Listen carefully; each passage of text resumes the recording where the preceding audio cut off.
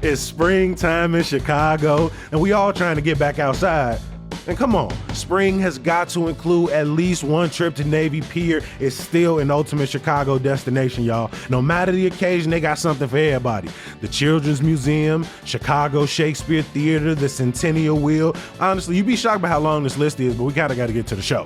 Plus, there's tons of free programming, and you can get discounts and other benefits with the Pier Passport. Visit NavyPier.org to see what's happening this spring and plan your next adventure.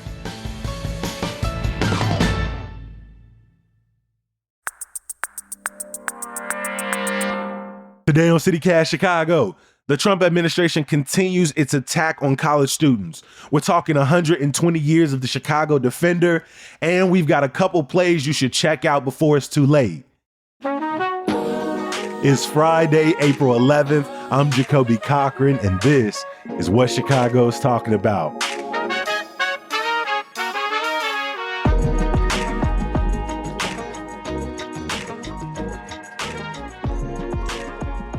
I am here with two members from the Chicago Defender, publisher Diana Lewis. Diana, welcome to CityCast Chicago. Well, good morning, and thank you, Jacoby. I'm so excited to have you both here. We're also joined by managing editor Takuma Roback. Takuma, welcome. Oh, thank you so much. Glad to be on here, Jacoby. We appreciate you making time. To everybody listening, whether you are new to CityCast Chicago or you are old, we appreciate you being here. If this is your first episode of the week, please go back to some of our other episodes this week. We talked about how Chicago got its lakefront. We previewed yet another corruption trial starting up this week, and we even did a taste test of a brand new line of potato chips that pays tribute to some classic Chicago foods. And I'm gonna say it now, you like I gonna be shocked to know that the hot dog flavored chip was my favorite, was the best out the bunch. Between the podcast, between our Hey Chicago daily newsletter, between our website, chicago.citycast.fm, we've got everything to make you feel more connected to this city, whether you was born and raised here or you just got here last week. Every single Friday, we bring in these amazing voices to not only talk about some of the big stories happening in our city, but also in their world. And we have to start with a continuation of an episode we did earlier this week. On Monday, we sat down with our colleague from WBEZ, Lisa Phillip, to talk about the various ways the Trump administration has put college campuses, universities, young people, and students right in the line of their crosshairs, right in the line of their fire. It was reported more this week that the University of Chicago, Northwestern, U of I, were among several institutions in the state and across the country whose international students have had their visas revoked by the federal government. Takuma, I know you all have been watching this story very closely. How are you processing this news as the Trump administration grows more and more flagrant by the day? I mean, how are you making sense of this? I would say that, I think many of us predicted this would happen before last November. This was the reality that we all forecasted based on the previous term, based on the rhetoric that was uttered. As for the attacks on the university, we saw this administration be anti-education, be anti-diversity, and therefore, in my opinion, anti-enlightenment. So with what's going on, what we're seeing at our local colleges, this indiscriminate targeting is not a surprise, but it's sad nonetheless. We knew that in this second administration, Trump and like the far right individuals he has placed in his cabinet, that they had a plan laid out, whether it was Project 2025 or the type of campaign rhetoric we heard. We knew they'd be more emboldened to set their agenda in place on day one. And so you've seen the mass firing of both political opponents, but also members of the federal government. You've seen the mass deportation start. You've seen the illegal arrest. You've seen the plainclothes officers come in. Diana, I want you to come in here as well. I mean, Chicago has such a rich legacy of being activists for our cause, protesting on the front lines, whether it is against police violence, the overreach of a federal government, labor rights. But to see how swift they've come after the most vulnerable when we're thinking about like young people. Can you kind of talk about how you've been following this news? I start off angry. I'm angry every time I see another disappointing change that is happening and how it affects our community. I'm then disappointed that it's happening. And lastly, I'm sad. I'm sad for those that it's affecting. And it's mostly affecting those who cannot afford for it to be affected by. So I think it's our responsibility, as the Chicago Defender, as the publication that defends the African American community and the other communities as well, to speak about it and to speak about it to lend the awareness and lend our voice to those who we have as our audience. One of the reasons that we are having this conversation today is because we want more and more people to be aware, right? To shake themselves out of complacency or thinking to themselves, this doesn't impact me. Because I think the truth is, whether you feel it critically at this moment, whether you feel it in this time, it not only does it affect all of us at this moment, but slowly but surely, these policies are coming for all of us, right? The net is opening up for all of us, especially folks like ourselves who not only work in media where we're holding individuals in our city accountable, holding the federal government accountable, but people across this city who are constantly standing up in the face of, I want to say, not only the oppression of this moment, but sort of the oppression of this country, right? It is ongoing. It isn't here just because the Trump administration is in office. And so I really appreciate both of y'all being here today. Diana, I think one of the biggest stories happening in your world right now is the celebration of 120 years of the Chicago Defender. The Chicago Defender is one of the oldest Black newspapers in this country's history. I know from my own personal history, it was integral for my great grandmother, one of 26, who moved up here from Louisiana, for my great grandfather, one of 19, the first of his family, to move up here from Mississippi. The Chicago Defender was a resource for them to find employment opportunity, for them to find housing opportunity, for them to find prayer services, for them to find community network, for them to get a sense of what was happening in Chicago in the North when they migrated here. It has been a life-saving resource for millions of Black Chicagoans, past, present, and future. And so what does it mean to be the publisher in this moment and for the last few years, bringing this organization into the digital age? How are you all celebrating this? How has this work really lifted you up? Oh, I am honored. First of all, it is a privilege and a pleasure for me to be the publisher of the Chicago Defender. I am born and raised Chicagoan, so I grew up with this publication in my family's home. It's a very important part of not just Chicago, but plays a big part of how what transpired, like you said, throughout the world, from the Great Migration from the South to the North, and to providing news and information to the African American community at large. We're celebrating all year by telling stories from different decades, from different periods of times throughout the 120 years. We're featuring prominent news icons and Chicagoans who can speak to different time periods throughout the 100 years. And every year it's a big celebration for us, but 120 is huge. I mean, founded in 1905. Like, it was a place people could go to for resources, like the mouthpiece during the civil rights movement, right? A mouthpiece during the failure of Reconstruction. How do you see the legacy and the purpose of the Defender 120 years later? Is it that much different than it was in its founding? The Chicago Defender, like you said, has been instrumental with so many things, but mainly the consistency, and the main thing that does not change is we're telling our stories. It's stories that are for us, by us, and about us. And so we're telling our stories, and whether it's the Great Migration, whether it's the heinous murder of Emmett Till, whether it's keeping our audience abreast on the changes in our government and economy in the state that we're in now. We are all things African American community, and all things in keeping the African American community informed. Navy Pier is the place to kick off the spring season. If you ain't been in a while, what you doing? Navy Pier is an ultimate Chicago destination. Yes, even for Chicagoans, I'm born and raised here, and I still love the magic of the fireworks. For real, no matter who you are, I bet Navy Pier has something for you to enjoy. You looking for family fun? They got the Children's Museum, obviously, but there's also the flyover. You can get sweet treats like Garrett's popcorn or my favorite Kilwins.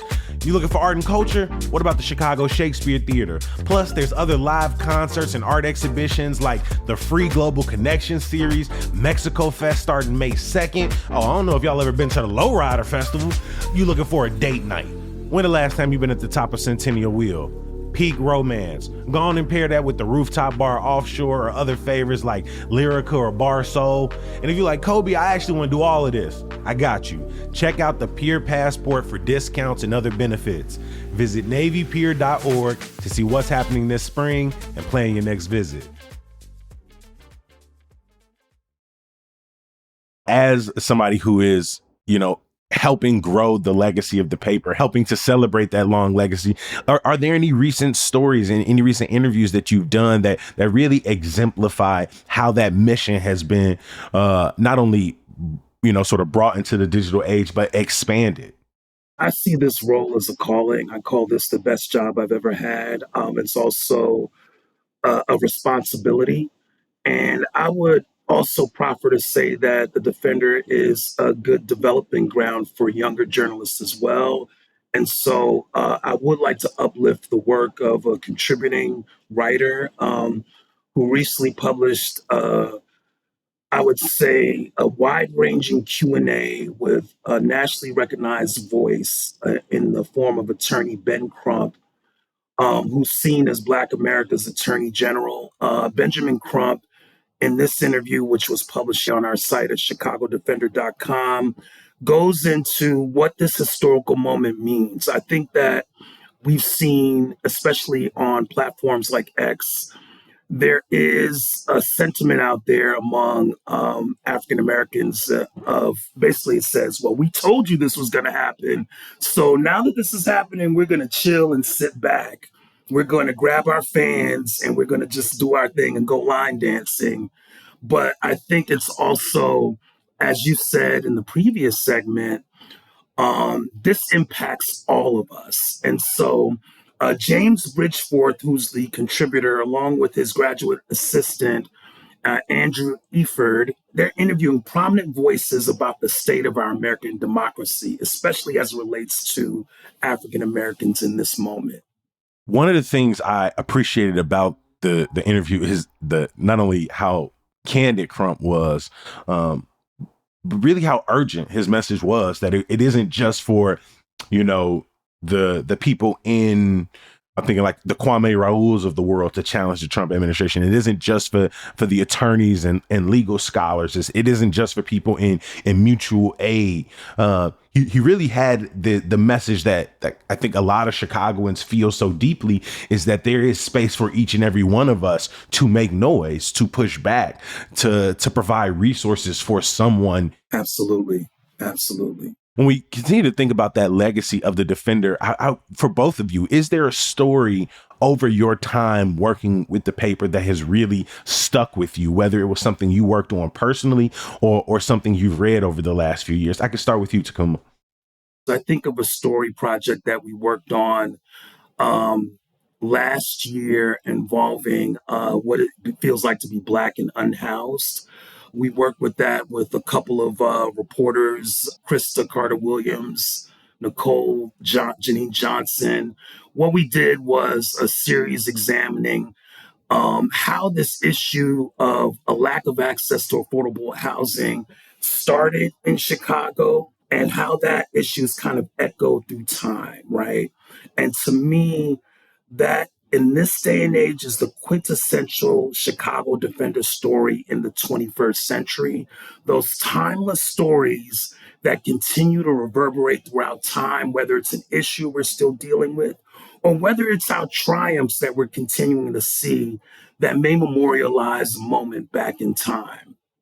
Earlier this week on Tuesday, executive producer Simone Alise and myself talked about the really abysmal legacy of the Chicago Housing Authority, and how so much of its legacy is built on the broken promises of Chicago's public housing infrastructure, the ways in which tens of thousands, hundreds of thousands were not only subject to their disparate conditions, but were ultimately abandoned in the last few decades and sort of tossed aside across the city, and the ways in which that has further exasperated, like you said, the conditions of those unhoused in this city, how it's furthered violence in this city, how it's furthered inequities and disconnection. And this story, which so vividly kind of talks about this legacy, how this crisis we find ourselves in of more and more unhoused on our street, more and more who feel like they can't afford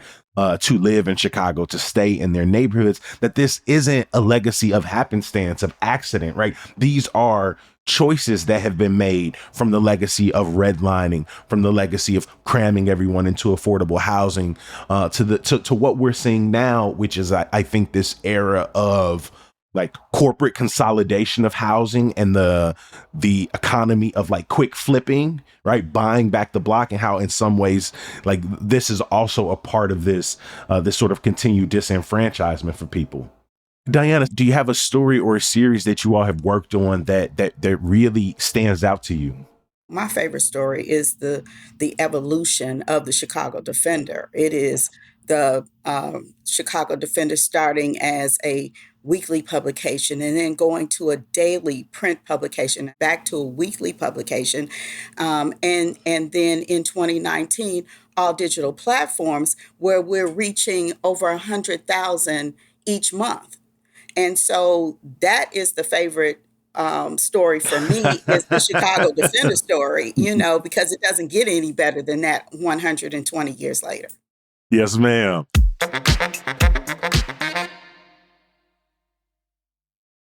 Let's keep this party going with some good news. Every single episode of CityCast Chicago ends the exact same way. Me begging you to come back for the next episode, to not gatekeep this podcast, to share it with your friends and family. But before we do that, we like to share some good news. This could be a story you all read, an event, a nap you took, a book that you're reading. Takuma, I'm going to start with you. What is your good news for CityCast Chicago today? Well, we were fortunate, thanks to a collaboration with The Guardian, to interview, I would say, a local, well-known freedom fighter. I'd like to, again, as I said before, uplift the young voices who contribute to this publication. Our journalist, Marshall Sanders, conducted a brilliant one-on-one interview with this person that we will publish on Sunday. And I'm very excited about that story and the reaction that'll come from it. I can't wait to read that. If I think I know who you're talking about, I've gotten to do an interview, a sit down, and a couple of events with him as well. And it's always a good time. I can't wait to read and share that piece with our listeners. Diana, over to you. What is your good news? Well, in keeping with the evolution of the Chicago Defender, we have our signature events. And so that is one of my favorite parts of the brand are the signature events. So coming up June 13th, we have our Men of Excellence for the 18th year. We will honor 50 men, outstanding men who are doing great things in their careers and community service. And so June 13th it will be at Tinley Park, and we are excited because it will be raining men in Tinley Park. Speaking of, you all just did an event during Women's History Month that was very similar, where you honored 50 women who are sort of making waves across the city and in the work. I was watching an interview with you, and you said when you all started this and in those early years, people would say, I mean, aren't you going to run out? You're doing 50 every single time. And you were like, hell no. It's always people to meet, always new, young and up and coming, always people who deserve to have their legacies recognized and be given their flowers. And so you could do 100 every year and you're never going to run out. And so I'm glad that you all have been able to carry this tradition a couple of decades in. And I'm going to drop a link in the show notes so that people can get all of the details on your forthcoming event in June. ChicagoDefender.com. We got you. I am going to wrap things up. My Good news. I'm really excited. I am headed back out to the theater this week. I'm headed over to Humboldt Park to the Africa Ribe Cultural Center to see The Pillow Man by Martin McDonough and directed by Ricardo Gamboa. This original play, which premiered in 2003 at the Royal National Theatre in London, is set in a totalitarian state and follows two brothers who are detained, interrogated, and tortured by police. This story has been updated and set to the background of Chicago, in which we have a deeply troubling history with police violence, police torture, and everything I've read is that the two individuals in this play give a performance that is worth you making time in your schedule for. And so I can't wait to see Omari Farrell as Katurian and Tyron Freeman playing his brother Mikhail. I've heard that their performance is absolutely captivating, that the directing, that all of the supporting actors, that the set really bring you in. I have seen a few of the pieces from director Ricardo Gamboa and his company Concrete Content. And so I know this is one not to miss. They have extended for a few more shows. And so if you haven't heard or if you haven't gotten your tickets yet, I will drop a link in the show notes so you can get on that as soon as possible. Real quick, while I have there been any recent shows that y'all have seen across Chicago that you're still sitting with? Broadway in Chicago does it like no other. I don't care what show it is, but Moulin Rouge was the utmost. Moulin Rouge, the musical, is playing right now at Cadillac Palace Theater, and that's ending on 4/20, y'all. So you only got about a week and a half to get your tickets. 2 hours, 35 minutes, including an intermission. Last thing I saw on Broadway in Chicago was Hadestown, starring one of my great friends, Morgan Green. She was absolutely breathtaking. I am going back to the theater next week to see Bus at the Goodman, starring my best friend, Cecil Blutcher, his wife, Renika Williams Blutcher, and an amazing cast. And so, you know, the sun is slowly coming back out. I'm getting back outside, getting set in some of Chicago's amazing theaters, whether we all the way up in Edgewater, we taking it down to Broadway on Chicago, whether we at Court Theater in Hyde Park, we over in Humble. So if y'all got some shows, if you listening, please reach out to us 773-780-0246. Tell me your favorite theater. Tell me a show you're looking forward to this spring so I can put it on my calendar. Please join me in thanking our guest today from the Chicago Defender, publisher Diana Lewis. Thank you so much for joining us today, Diana. Thank you, Jacoby. Thank you for having us. It's been a pleasure. And managing editor Takuma Roback, thank you so much for making time. Oh, thank you so much. This is definitely an honor. Before we get out of here, please join me in thanking all of the people who make CityCast Chicago possible. Our executive producer is Simone Alicea. Our producer is Michelle Navarro. Our Hey Chicago newsletter editor is Emmy Mack. Our roving newsletter editor this week is Natalia Aldana. Our social media manager is Rick Homuth. The music we all love is from Sam Thousand, All the Kimonos, and Mark Greenberg from the Mayfair Workshop. Additional music this week by House of Say and Sarah the Instrumentalist, courtesy of epidemicsound.com. And of course, my last thank you is for all of you, the people who listen to CityCast Chicago, whether this was your first episode, first week, whether you've been riding with us for the last couple of years, it means the world to us. If you are a member of CityCast Chicago, I appreciate you. If you are on the fence and considering becoming a member, go ahead and throw us some coin. You are going to get ad-free listening, members-only emails. We had some members-only events. Thank you to everybody who showed up to our one last week. Don't gatekeep this podcast, y'all. Like, I know that Chicagoans love to keep things to themselves. I'm gonna be real with you. Over the last 4 years, I've shared about 99% of my favorite things in this city. I kept a few to myself. One thing I don't keep to myself is this podcast, and I don't want you to do it either. Share Hey Chicago, share CityCast Chicago with the people you love. We're going to be back bright and early on Monday. Please join us. I'll talk to you then. Peace.